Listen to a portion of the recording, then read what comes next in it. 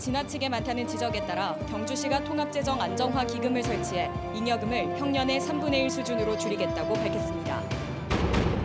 포항여성회와 포항교육지원청이 청소년들의 온라인 채팅 실태를 조사한 결과 상당수 학생들이 모르는 사람과 대화한 적이 있다고 답해 대책이 시급합니다. 여러분 안녕하십니까? 포항 MBC 뉴스입니다. 경주시가 다른 자치단체보다 순세계 잉여금을 두세 배나 많이 남겨 예산을 효율적으로 사용하지 않았다는 비판이 일어왔는데요. 경주시가 해법으로 통합재정 안정화 기금을 설치해 800억 원대의 방패정 관련 특별회계를 활용하고 올해 순세계 잉여금을 평년의 3분의 1 수준으로 대폭 줄이겠다고 밝혔습니다. 김형일 기자가 취재했습니다. 자치단체가 1년 살림을 살고 난 뒤 남는 순세계 잉여금. 경주시의 순세계 잉여금은 매년 2천억 원대로 다른 지자체보다 두세 배나 많다는 사실이 최근 알려졌고 코로나19로 모두가 힘든 시기 보수적인 예산 편성과 운영에 대한 비판이 따랐습니다. 절대다수 주민들이 생계 위기로 고통스러워하는데 엄청난 세금을 해마다 남기고 있는 경주시에 대해서 못 참겠다. 어떻게 할 거지 말해라 라고 외치고 있음을 알아야 합니다.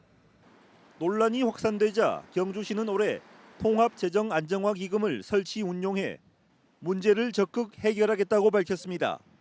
원전과 방패장 관련 특별회계 800억 원이 사용되지 않아 매년 순세계 잉여금으로 남았는데 이제 이 돈을 통합재정안정화기금에 편입시킬 수 있고 필요에 따라 다른 용도로 활용할 수 있습니다. 유재원을 다목적 사업으로 활용할 수 있는 제도적 기틀을 마련하는 것입니다. 우선적으로 특별회계 분야는 약 한 800에서 800억 무조건 통합의 안정기금으로 넘어가고요. 매년 2,400억 원대인 순세계 잉여금에서 원전과 방패장 관련 특별회계 800억 원을 통합재정안정화기금으로 옮기면 이제 1,600억 원대의 순세계 잉여금이 남게 될 것으로 예상됩니다. 그런데 경주시는 이 가운데 800억 정도를 올해 확장적 예산 편성과 추경을 통해 집행해 순세계 잉여금을 평년과 비교해 3분의 1만 남기겠다고 밝혔습니다. 소상공인이나 자영업자나 취약계층 민생안전에 전략적 확장적으로 편성함으로써 일반회계 또한 순세임이 줄어들 걸로 예상치로는 약 한 700에서 800억 수준은 되지 않을까. 하지만 통합재정안정화기금은 행자부가 권장해 이미 198개 지자체가 운용 중이어서 경주시의 기금 도입은 때늦은 감이 있습니다.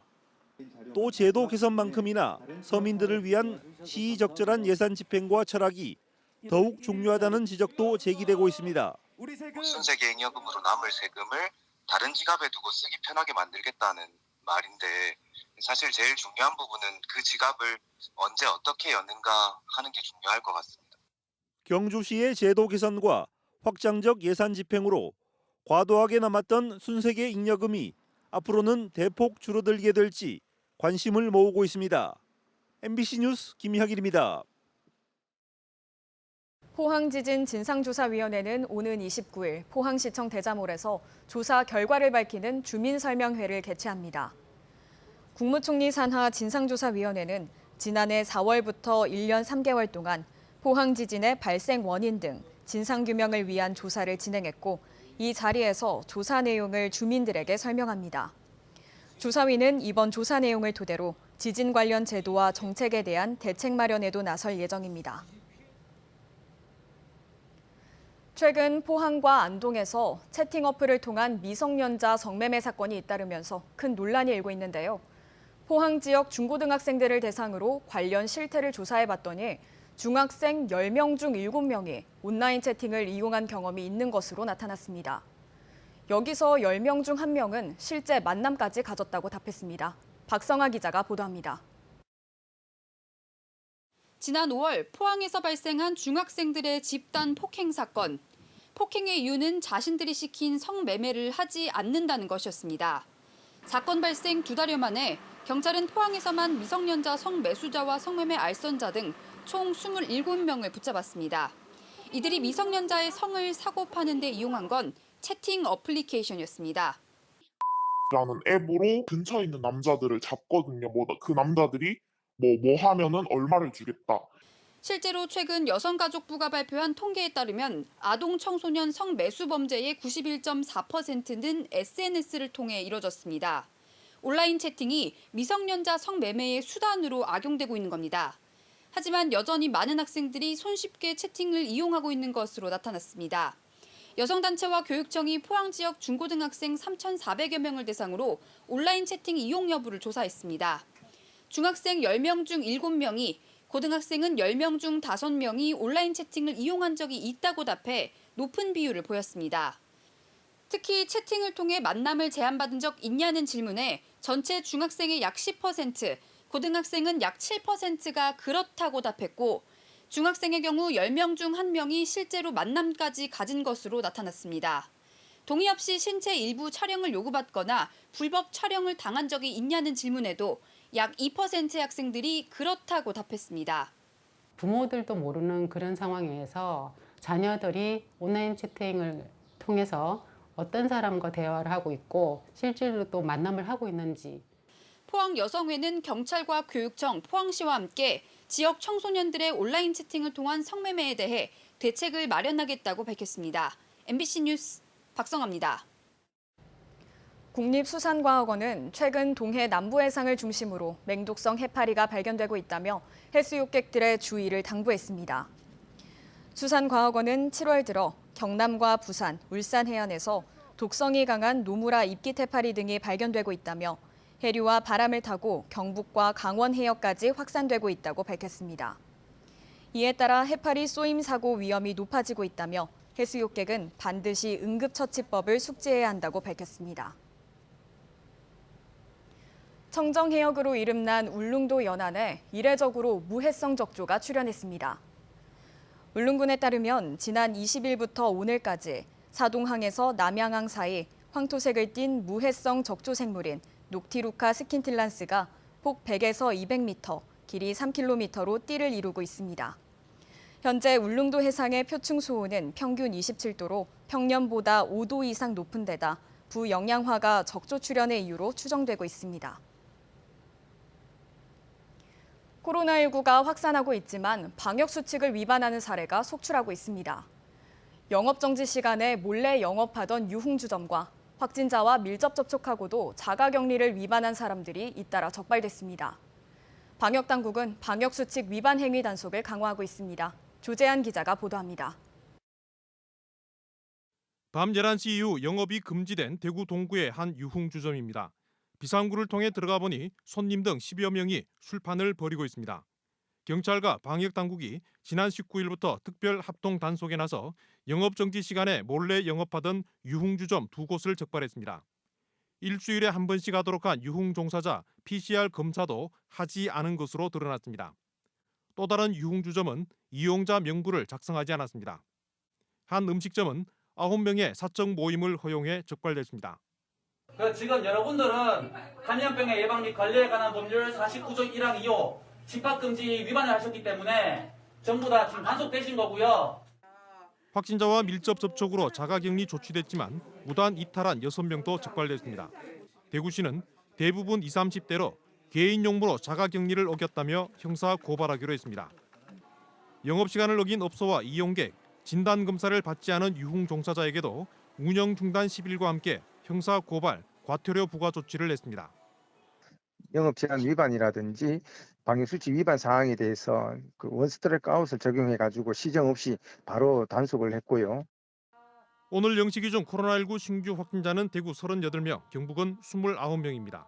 대구에서는 0시 이후에도 55명이 더 나왔습니다. 헬스장과 주점 관련 확산세가 계속되고 있고 전파력 강한 델타 변이가 우세종으로 변해가고 있습니다. 대구시는 코로나 확산세가 좀처럼 끊기지 않고 있다며 현재 거리두기 2단계를 3단계로 높이는 등의 방역수칙 강화를 고심하고 있습니다.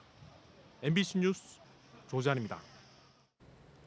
9년째 안동호를 찾아와 둥지를 틀고 있는 쇠제비 갈매기가 올해도 새끼 79마리를 낳은 후 다시 남쪽으로 떠났습니다. 쇠제비 갈매기를 위해 전국 최초로 영구적인 인공 모래섬을 조성한 안동시는 올해 인공 모래섬을 추가로 조성해 쇠제비 갈매기 생태 관광 자원화도 추진할 계획입니다. 김경철 기자가 전합니다. 태어난 지 얼마 되지 않은 새끼새가 어미새 곁에서 뒤뚱뒤뚱 걷는 연습을 하고 어미가 물어다준 빙어를 통째로 삼키기도 합니다. 세계 자연보호연맹이 멸종위기 관심 대상종으로 지정한 쇠제비 갈매기입니다. 주로 바닷가나 강가 모래밭에 서식하는 여름새인데 내륙에서는 드물게 9년 전부터 안동호의 모래섬을 찾아와 알을 낳기 시작했습니다. 안동호에도 빙어라든지 민물고기들의 그 지어들이 많이 이제 서식을 합니다. 산란을 해서 새끼를 키울 수 있는 그런 조건이 안동호에 갖춰졌다고 보면 되겠습니다.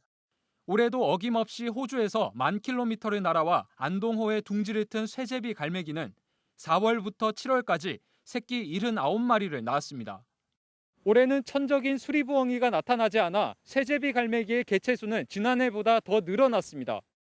쇠제비 갈매기 서식지를 지키려는 안동시의 노력도 있었습니다. 3년 전 안동호의 수위 상승으로 모래섬이 사라질 위기에 놓였지만 지난해 안동시가 전국 최초로 1,000제곱미터 규모의 영구적인 인공 모래섬을 조성하면서 쇠제비 갈매기 서식지를 지킬 수 있었습니다. 안동시는 올해 환경부와 경상북도로부터 지원금을 받아 쇠제비 갈매기를 위한 추가적인 서식지 마련도 준비하고 있습니다. 현재 조성돼 있는 인공모래섬이 포화 상태여서 9월 말까지 추가적인 인공모래섬을 조성하여 쇠제비 갈매기 종 보존에 기여할 생각입니다. 안동시는 쇠제비 갈매기의 서식지를 보호하면서 생태 관광 자원화도 추진할 계획입니다. MBC 뉴스 김경철입니다. 절기상 가장 덥다는 대서인 오늘 서쪽 지방은 35도를 웃돈 곳이 많습니다. 동해안은 30도 선에 머물렀는데요. 내일도 비슷한 기온을 보이겠지만 높은 습도로 체감 온도는 30도를 훌쩍 넘겠습니다. 조주경 기상캐스터입니다. 대서인 오늘 전국이 펄펄 끓고 있습니다. 오늘도 서쪽 지방을 중심으로는 35도를 웃돌면서 찜통더위가 기승을 부린 곳이 많았고요. 동해안 지방은 동풍이 불어들면서 비교적 덜 덥습니다. 오늘도 30도 선에 머문 곳이 많았습니다. 내일도 기온은 비슷하겠고요. 맑은 하늘의 자외선 지수는 매우 높은 수준까지 오르겠습니다. 또 높은 습도의 체감상 1도에서 3도가량 더 높게 느껴지겠습니다. 이어서 자세한 지역별 내일 날씨 보겠습니다. 내일 아침 기온은 23도에서 26도 분포로 오늘과 비슷하게 출발하겠습니다. 한낮 기온은 포항과 울진 29도, 영덕 30도, 경주 32도까지 오르면서 낮 기온도 오늘과 비슷하거나 조금 높은 곳이 있겠습니다. 울릉도와 독도도 내일 맑은 가운데 아침 기온은 24도에서 26도 분포로 출발하겠고요. 한낮에는 울릉도 29도, 독도 28도까지 오르겠습니다. 동해 바다의 물결은 중부 해상에서 최고 2.5m까지 일겠고 남부 해상에서는 1m로 잔잔하겠습니다. 다음 주까지도 비 소식 없이 맑은 하늘이 이어지겠고요. 우리 지역은 한낮 기온이 30도 선에 머물면서 비교적 덜 더운 날씨가 이어지겠습니다. 날씨였습니다. 울진군은 한울원전 환경감시센터와 공동으로 주변 해역의 바닷물을 채취해 2차 환경 방사능 조사를 하고 있다고 밝혔습니다. 군은 채취한 바닷물에 대해 삼중수소와 감마 동위원소 등의 방사능 분석을 실시해 결과를 공개할 예정입니다. 또 이번 조사 결과를 바탕으로 후쿠시마 원전 오염수가 방출된 뒤 바다에 미치는 영향을 검증하기 위한 데이터를 구축할 계획입니다. 포항해양경찰서 소속 파출소장이 민간 단체로부터 받은 위문금을 직원들과 무단으로 나눠 가져 징계 절차가 진행되고 있습니다. 포항해경은 파출소장 A씨가 지난 5월 해양 관련 민간 단체로부터 받은 위문금 150만 원을 상급 부서 보고와 승인 없이 직원 10명에게 나눠준 사실을 확인하고 대기 발령을 조치했다고 밝혔습니다. 해경은 A씨에 대해 동해지방청에 중징계 처분을 요구하는 한편 직원 10명에 대해서는 경고와 주의 처분을 내렸습니다. CJ 대한통운 포항지사에서 산업재해가 발생해 포항 남구 지역에 택배 배송이 지연되고 있습니다. 지난 16일 오전 8시 30분쯤 포항시 흥해읍 성곡리 CJ 대한통운 물류터미널에서 택배 분류 작업 중이던 40대 택배기사가 컨베이어 벨트 장비 사이에 손이 끼어 전치 2주의 부상을 입었습니다. 고용노동부 포항지청은 택배기사가 고장난 자동택배 분류 장비로 일하다가 사고가 난 것으로 보고 해당 설비 가동을 중단하고 자세한 사고 원인을 조사하고 있습니다. 경주시가 지난 2019년 문화체육관광부 생활사회기반시설 공모사업으로 선정됐던 황리단길 생활문화센터를 개관했습니다. 경주시는 기존 신라문화유산연구원 건물을 13억 원을 들여 리모델링해 공연장과 북카페, 체험공방 등의 복합 문화공간을 조성했습니다. 생활문화센터에는 청년 감성상점도 들어서 청년 예술가와 창업가들이 만든 다양하고 창의적인 경주 홍보 제품들을 전시 판매합니다. 포항 지역 7개 시립도서관이 여름방학 기간 초등학생을 대상으로 온라인 여름 독서교실을 운영합니다. 포은 중앙도서관은 초등학교 4에서 5학년을 대상으로 멋진 날을 만드는 비법을 주제로 하며 대잠도서관은 초등학교 3학년을 대상으로 그림책으로 사회 문제를 쉽게 이해하는 프로그램을 운영합니다. 또 영암도서관에서는 한국사를, 오천도서관에선 일기 쓰기를 주제로 하는 등 도서관마다 다양한 주제의 프로그램이 다음 달 3일부터 20일 사이에 마련됩니다. 올봄 산불 조심 기간 동안 경북의 산불 건수와 피해 면적은 지난해보다 줄었지만 피해 규모는 전국에서 가장 컸습니다. 올해 2월부터 5월 15일까지 집계한 봄철 산불 발생 통계에 따르면 경북에선 35건의 산불이 발생했다고 밝혔습니다.